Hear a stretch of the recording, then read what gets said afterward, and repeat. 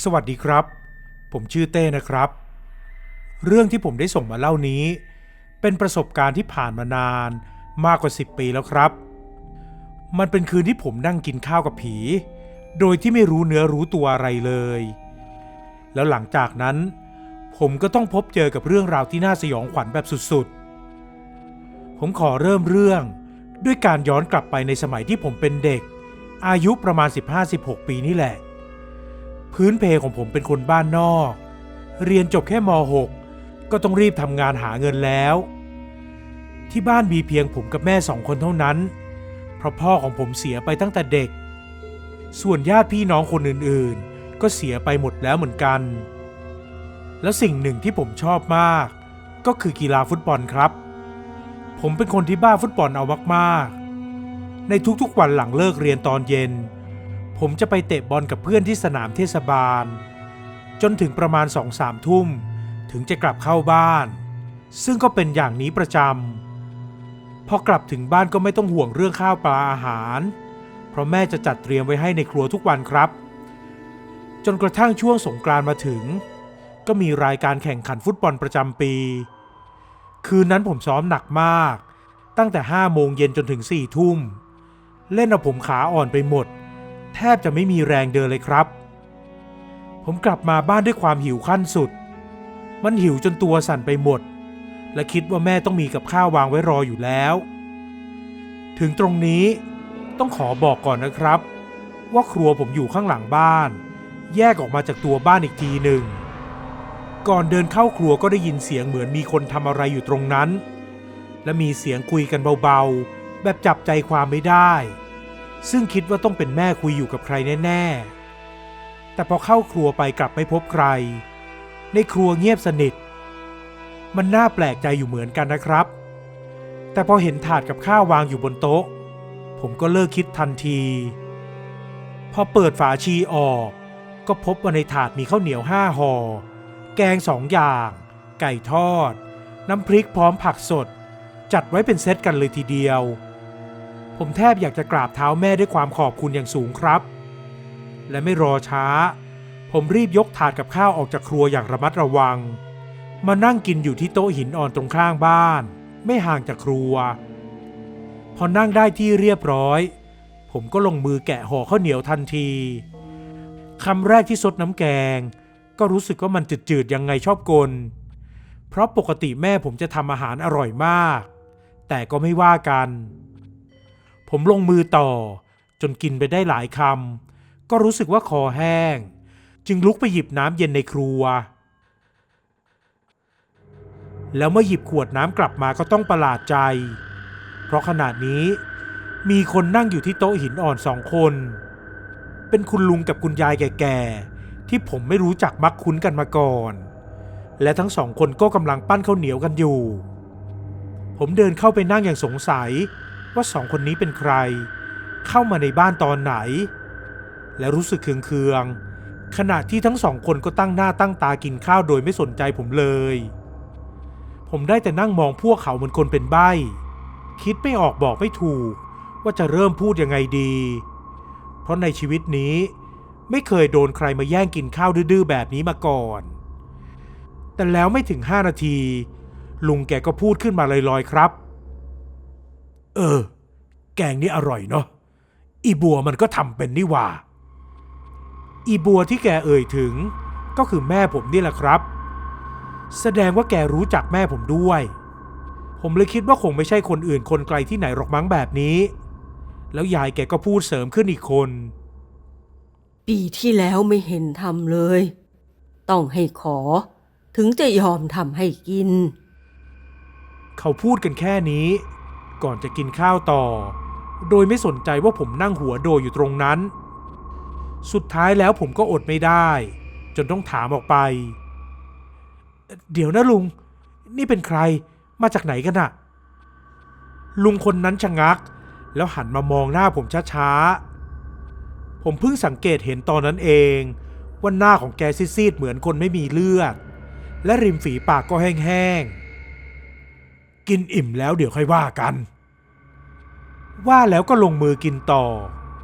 ทีนี้ผมเองก็ไม่ยอมทนกลืนน้ำลายอยู่ฝ่ายเดียวแล้ว หยิบข้าวเหนียวจิ้มน้ำแกงพร้อมกับพวกเขาเลยแล้วก็มีจังหวะหนึ่งที่ผมชิงหยิบไก่ทอดมาต่อหน้าต่อตาของยายแกถึงกับหยุดและจ้องเขมึงด้วยสายตาอาฆาตแต่ผมแกล้งทำเป็นไม่เห็นครับก็อย่างที่ลุงแกบอกนั่นแหละรอให้อิ่มก่อนเดี๋ยวค่อยว่ากันทีหลังเรานั่งกินกันไปเรื่อยๆเผลอแป๊บเดียวก็มีอีก3 คนโผล่มานั่งล้อมวงอยู่ด้วยตอนไหนไม่รู้ผมถึงกับสะดุ้งเลยครับคนหนึ่งเป็นคุณตาแก่ๆอีกคนเป็นผู้หญิงรุ่นราวคราวเดียวกับแม่และอีกคนเป็นเด็กเล็กหน้าตาน่าสงสาร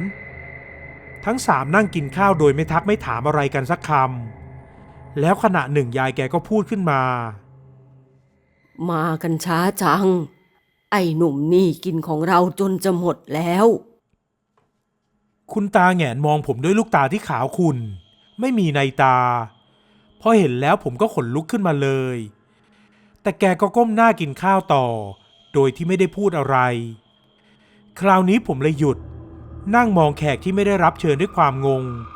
และคิดในใจว่านี่มันเรื่องบ้าอะไรกันวะเนี่ยเกิดมาเพิ่งเคยเจอคนมาแย่งกินข้าว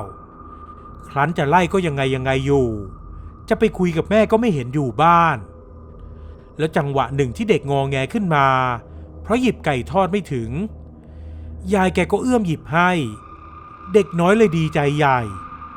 ซึ่งภาพที่เห็นนี้ดูเหมือนครอบครัวที่มานั่งกินข้าวด้วยกันจริงๆพอมาถึงขั้นนี้แล้วผมก็ได้แต่ปล่อยให้พวกเขากินกันต่อไปส่วนผมนั้นหมดอารมณ์เลยครับลุกออกจากวงแล้วเดินไปที่ครัวด้วยความตั้งใจว่าจะไปหามาม่าต้มกินเองดีกว่าและจังหวะที่เดินออกมานั้นก็ยังได้ยินเสียงใครก็ไม่รู้พูดไล่หลังมาไม่อิ่มเว้ยมีคนมาแย่งกินของเราผมนี่แทบอยากถอดรองเท้าแล้วปาไปที่กลางวงเลยครับคำนั้นผมต้องเป็นคนพูดไหมเหอะผมเข้าไปในครัวมองหามาม่าในตู้กับข้าวแต่แล้วก็ต้องแปลกใจเมื่อเห็นจานข้าวพร้อมแกง1 อย่างวางอยู่ทีนี้ผมก็เริ่มเอะใจขึ้นมาว่าปกติแล้วแม่จะเหลือกับข้าวไว้ในตู้กับข้าวนี่แหละแค่อย่างเดียวหรือ2 อย่างพอให้ผมอิ่มแสดงว่ากับข้าวในถาดนั้นต้องไม่ได้ทำให้ผมแน่ๆเพราะมีข้าวเหนียวตั้ง5 ห่อแล้วมันก็พอดีกับคนแปลกหน้าทั้ง5 คนนั้นเลย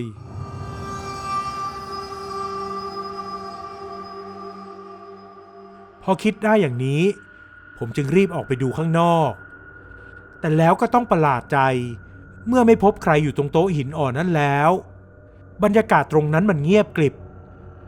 ผมเดินไปดูถาดกับข้าวอย่างสงสัยแล้วก็เห็นว่าอาหารทุกอย่างถูกกินไปเพียงอย่างละนิดละหน่อยเท่านั้นทั้งที่ก่อนหน้านี้พวกเขากินกันจนจะหมดแล้วแถมข้าวเหนียวก็มีห่อเดียวที่ถูกแกะซึ่งก็คือห่อของผมและสิ่งที่เห็นก็ทำให้ผมงงเข้าไปใหญ่พูดอะไรไม่ออกรู้สึกจุกจนอิ่มขึ้นมาทันทีเลยครับหลังจากแม่กลับบ้านมาผมก็เล่าเหตุการณ์ที่เจอทั้งหมดให้ฟังแล้วกันไอ้นี่แม่ทำไว้ไหว้ผีปู่ย่าเอ็งเนี่ยไม่ดูตาม้าตาเรืออุตส่าห์เอาฝาชีปิดแล้วแท้ๆยังจะเปิดกินอีกผมอึ้งไปเลยครับคิดว่าแม่ทำกับข้าวไว้ให้ผมซะอีกแต่ที่ไหนได้แม่ทำกับข้าวไว้ไหว้ผีทีนี้ผมก็เล่าให้แม่ฟังอีกว่ามีใครบ้างที่มานั่งกินด้วยซึ่งก็มีตายายเด็กเล็กแล้วก็ผู้ชายกับผู้หญิงรวมทั้งหมด5 คนซึ่งทั้งหมดนั่น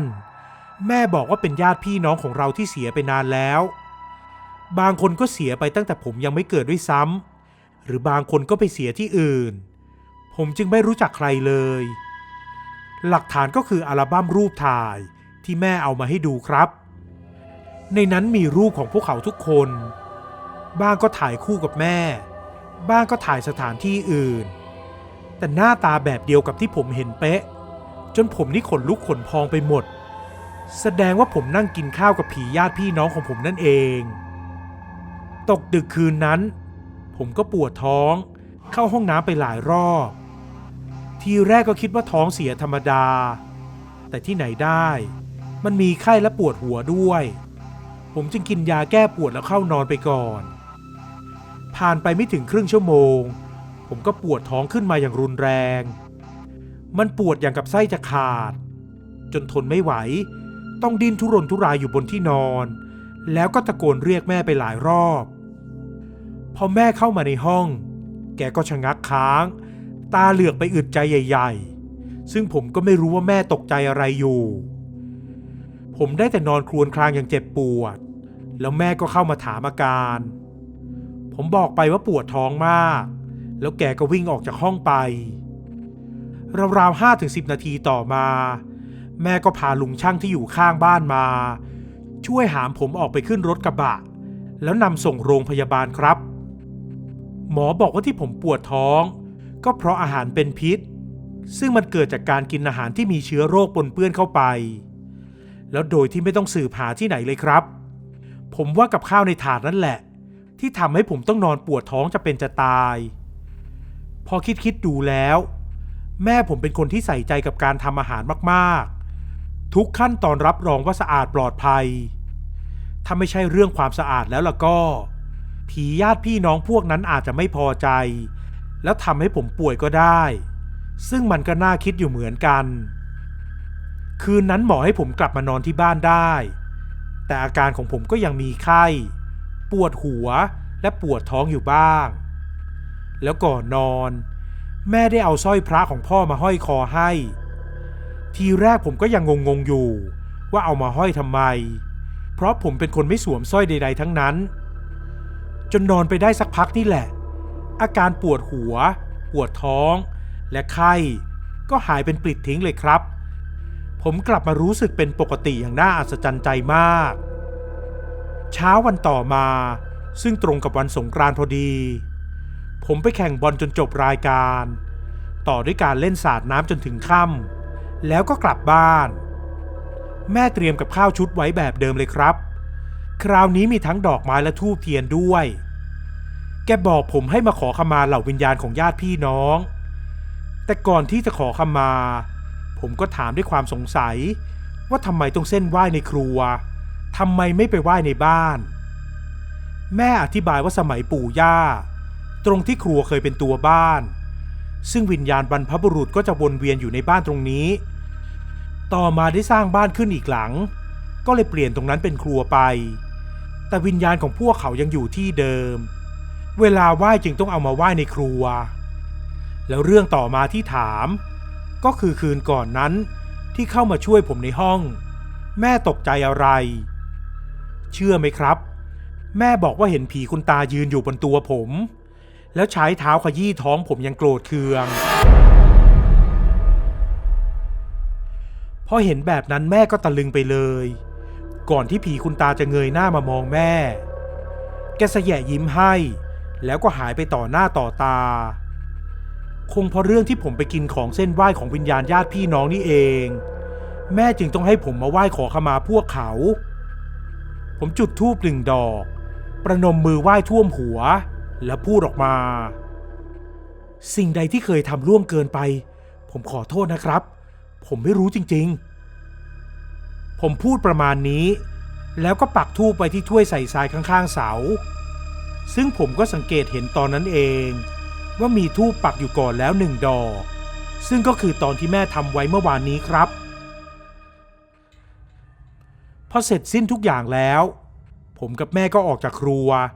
พร้อมกับปิดประตูสนิทไม่ให้หมาแมววิ่งเข้าไปได้แม่หายเข้าไปในบ้านแล้วส่วนผมก็ไปนั่งเล่นอยู่ที่โต๊ะหินอ่อนสักพักนี่แหละผมก็ได้ยินเสียงเหมือนมีคนอยู่ในครัวพร้อมกับเสียงคนคุยกันแบบฟังไม่ได้สับผมก็มั่นใจเลยว่าพวกเขามากันแล้วผมนี่ขนลุกไปหมดภาพใบหน้าของแต่ละคนยังติดตาไม่หายจนนั่งต่อไปอีกสักพักมันก็เริ่มเกิดความอยากรู้อยากเห็นขึ้นมาว่าพวกเขากำลังทำอะไรกันอยู่ผมเลยตัดสินใจลุกเดินไปที่ครัวขณะที่กำลังจะถึงหน้าประตูก็ยังได้ยินเสียงเหมือนคนกินข้าวกันอยู่และไหนๆก็ไหนๆแล้วผมลองเอาหน้าแนบส่องดูที่รูเล็กๆตรงประตูภ ภาพที่เห็นนั้นก็คือคุณตาคุณยายคุณลุงคุณป้าและเด็กเล็กรวม5 คนกำลังนั่งล้อมวงกินข้าวกันอยู่แต่แล้วอยู่ๆพวกเขาก็หยุดกึกแล้วค่อยๆหันหน้ามามองที่รูประตูเป็นตาเดียวกันผมถึงกับผวาถอยออกมาเลยครับแล้วหันหลังวิ่งเข้าบ้านไปทันทีเรื่องราวทั้งหมดนี่แหละครับคือประสบการณ์ขนหัวลุกของผมและตั้งแต่ที่เจอมาพอผมเจอของกินที่ไหนหรือใครให้มาก็ตามผมจะเช็คก่อนเสมอว่าของใครกินได้หรือเปล่าเพื่อความสบายใจของผมเองสวัสดีครับ